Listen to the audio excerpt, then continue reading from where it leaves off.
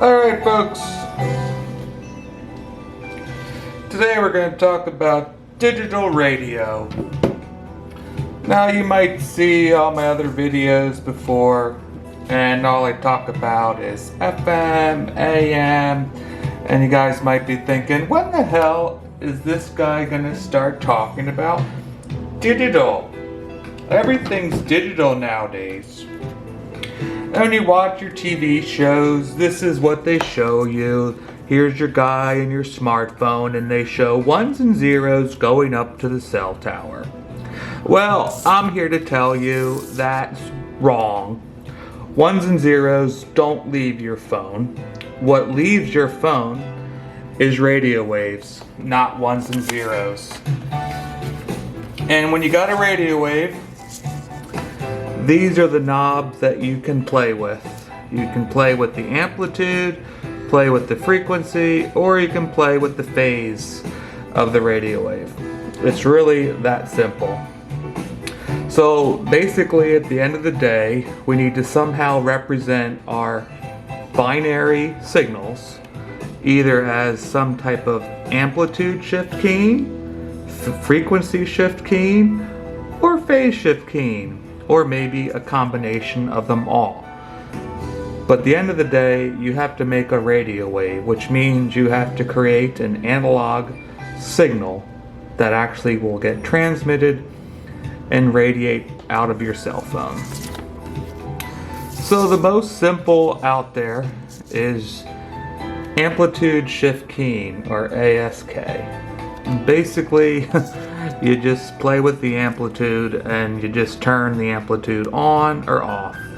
So if I want to send a binary 1, I'll make A of t equals 1, which turns the cosine function on. If I want to send a binary 0, I'll make A of t equals 0, which sends no signal. Basically, we're just turning the radio wave on and off to represent ones and zeros.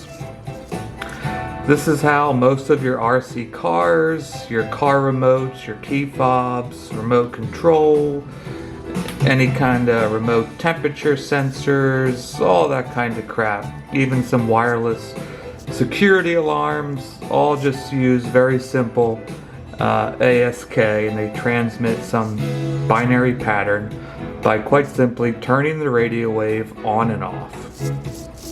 Some common frequencies for this are 315 megahertz and 433.92 megahertz. Alright, so that's about as simple as you can get. Next up is frequency shift keying. Basically now we're playing with the frequency inside here.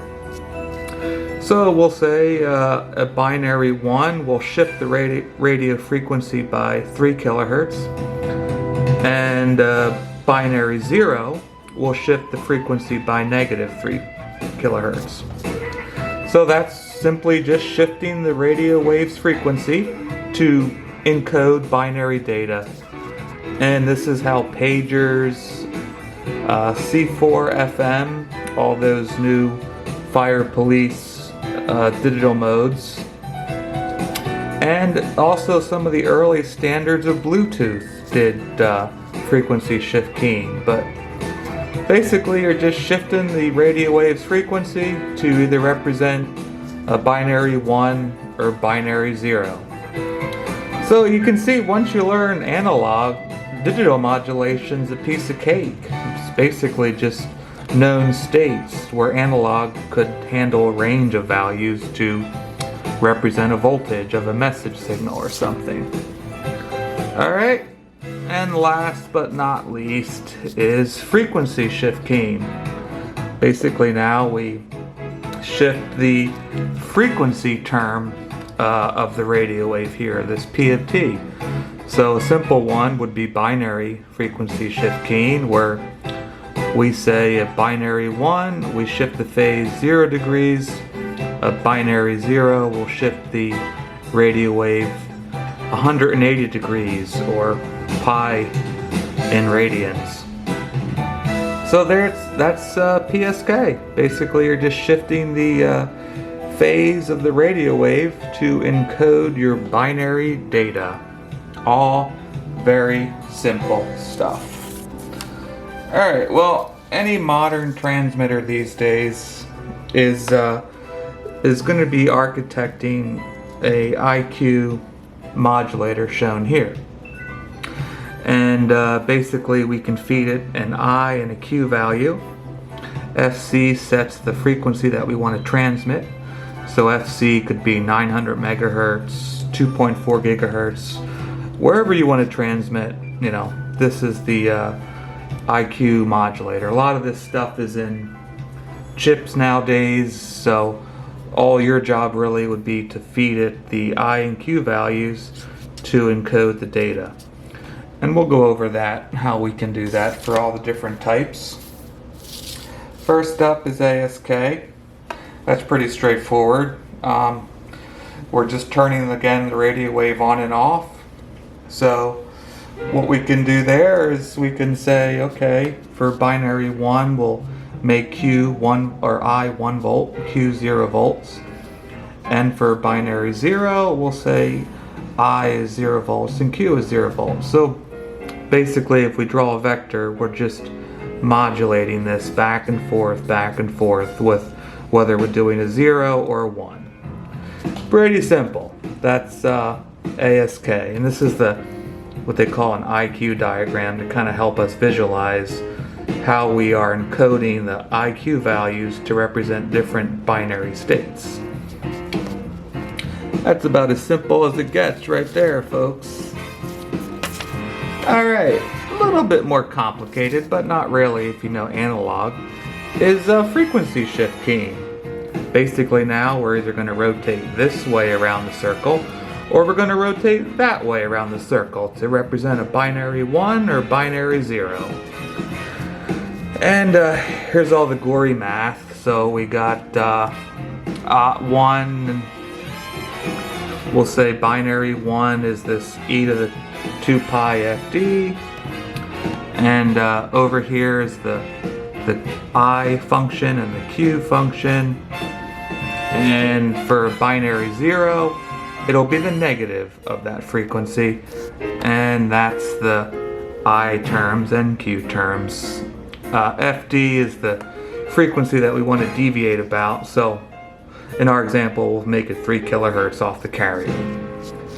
So that's frequency shift keying in terms of an IQ modulator. Basically it's these phasers again, just either rotating clockwise or counterclockwise, and that's how we're encoding binary 1 or binary 0. Pretty simple stuff. Alright, next up is phase shift keying. Simple one here. We'll encode a binary 1 as 0 degrees and a binary 0 as 180 degrees. Well, that's how we would do that. Binary 1, I is 1 volt, Q is 0 volts. Binary 0 will make I negative 1 volt, Q 0 volts. So basically, again here, we're ping-ponging back and forth from these two states. This is 0 degrees, that's 180 degrees. And that's how you flip the phase of the radio signal by using the IQ modulator. So pretty straightforward stuff, right? Now you can get fancy here. You can have many phase shift values. Here's 4 phase shift keying to encode the binary data, right? 1 1, 0 1, 0 0, or 1 0. We can encode it this way. We could say 1 1 is a 45 degree shift, 0 1 is a 135 degree shift, 0 0 will go this way is a negative 135 shift, and 1 0 is a minus 45 degree shift. So how do we make the IQ data for that? Well, good old Euler's to the rescue here. Just use your e to the j theta, cosine of the angle, sine of the angle. That's your I value, that's your Q value, and that's how you do all the different phase states. So hopefully that equation shows you guys that through an IQ modulator, we can apply any phase shift to the radio wave by using this equation. So for positive phases, we can use this. For negative phases, we can use this equation. And that tells us the IQ values that we can send to the IQ modulator to do any phase shift we want. Well, that's digital.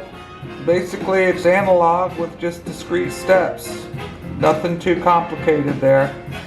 Now, everyone makes it more complicated than it is, but it really isn't. And now you guys know. This is wrong. You don't send ones and zeros out. That's not correct. You actually have to send real radio signals out. Alright, well now you can be smarter and pretend that you're smart. Okay, until next time, thanks for watching.